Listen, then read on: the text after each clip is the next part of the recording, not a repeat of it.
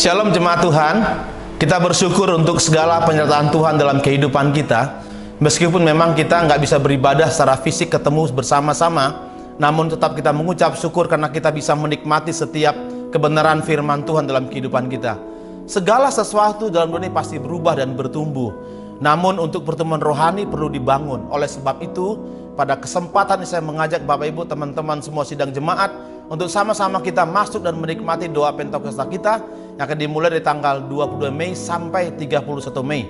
Jangan pernah lewatkan kesempatan ini karena ada pengajaran-pengajaran firman Tuhan yang akan menolong kita, memberkati kita, membawa kita bertumbuh dan semakin kuat dalam jalan kehidupan ini. Tuhan Yesus memberkati. Roh Kudus yang dijanjikan.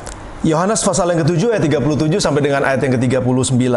Dan pada hari terakhir, yaitu pada puncak perayaan itu, Yesus berdiri dan berseru, "Barang siapa haus, baiklah ia datang kepadaku dan minum. Barang siapa percaya kepadaku seperti yang dikatakan oleh kitab suci, dari dalam hatinya akan mengalir aliran-aliran air hidup." Yang dimaksudkan ini ialah roh yang akan diterima oleh mereka yang percaya kepadanya. Sebab roh itu belum datang karena Yesus belum dimuliakan. Yesus berseru kepada semua orang. Dia katakan barang siapa haus. Semua orang, pria ataupun wanita, tua ataupun muda, warga negara apa saja, termasuk agama apapun, dia berseru kepada semua orang. Karena semua orang memiliki rasa haus. Setiap orang memiliki kehausan-kehausan di dalam hidupnya yang perlu untuk dipuaskan. Kehausan dari rasa ingin tahu misalnya. Kehausan dari rasa kasih sayang. Kehausan kekuasaan. Kehausan penerimaan. Kehausan untuk diperhatikan. Kehausan akan keselamatan. Kehausan akan kebenaran. Kehausan akan pengakuan. Bahkan kehausan akan kekuasaan dan lain sebagainya.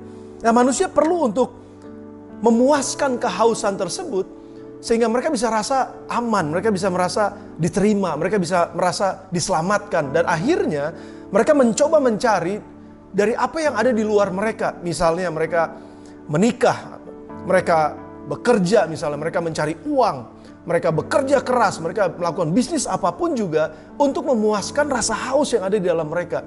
Dan gak ada yang salah dengan itu semua sebetulnya. Tetapi masalahnya adalah itu semua bukanlah jawaban untuk menutupi rasa haus manusia. Sehingga manusia akan terus merasa haus walaupun sudah mungkin mendapatkan semuanya itu. Oleh sebab itu kenapa Yesus katakan, barang siapa haus, baiklah ia datang kepadaku dan minum. Yesus mengundang semua orang yang haus datang kepadanya karena dia memiliki jawaban untuk orang yang haus. Dia memiliki minuman untuk bisa diminum oleh setiap orang yang haus dan mereka akan dipuaskan. Jadi kunci pertama untuk setiap orang bisa dipuaskan dari rasa hausnya adalah datang kepada Yesus. Karena Yesus adalah pencipta kita, Yesus adalah Tuhan yang menjadikan kita dan dia mengerti apa yang menjadi kebutuhan kita dan bagaimana memenuhi kebutuhan tersebut.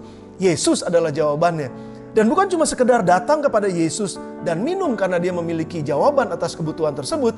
Tetapi Yesus juga katakan langkah yang kedua adalah percayalah kepadaku seperti yang dikatakan oleh kitab suci.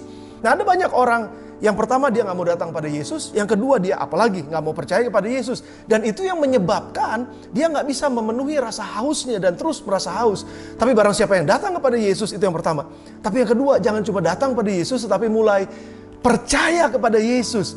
Maka pada saat percaya kepada Yesus itulah setiap orang yang percaya kepada Yesus mulai akan dialiri oleh aliran-aliran air hidup yang ada di dalamnya.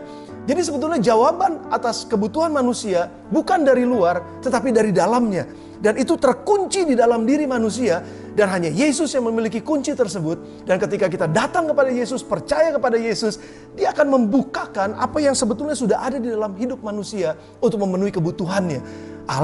Aliran air itu akan mulai keluar. Dan yang dimaksudkan oleh Yesus adalah Roh Kudus. Roh itulah yang akan menghidupkan mata air, mengaktifasi mata air yang kering, mata air yang kosong di dalam diri manusia, dan Roh Kudus yang akan mengairinya. Dan oleh sebab itulah mulai dari saat itu, dia akan terus dialiri oleh aliran-aliran air hidup.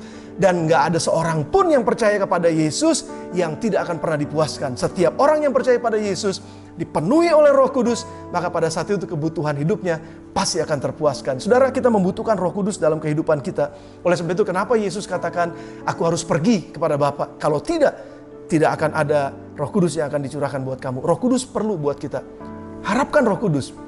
Rindukan Roh Kudus. Undang dia untuk datang dan izinkan dia tinggal bersama dengan kita untuk memimpin langkah-langkah kehidupan kita selanjutnya dalam dunia ini. Saya percaya semua kita membutuhkan Roh Kudus. Oleh sebab itu jangan saudara lewatkan untuk pengajaran-pengajaran Roh Kudus setiap hari dalam 1 minggu ini. Saudara dengarkan, saudara berdoa minta kepada Tuhan, Roh Kudus akan dicurahkan buat saudara. Mari kita akan berdoa sebentar untuk firman Tuhan.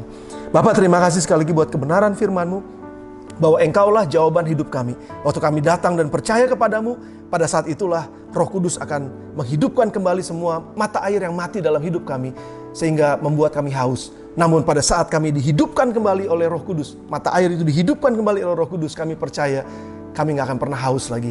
Terima kasih buat kebenaran-Mu ini. Berkati setiap yang mendengar pengajaran ini. Dalam nama Yesus kami berdoa dan kami mengucap syukur.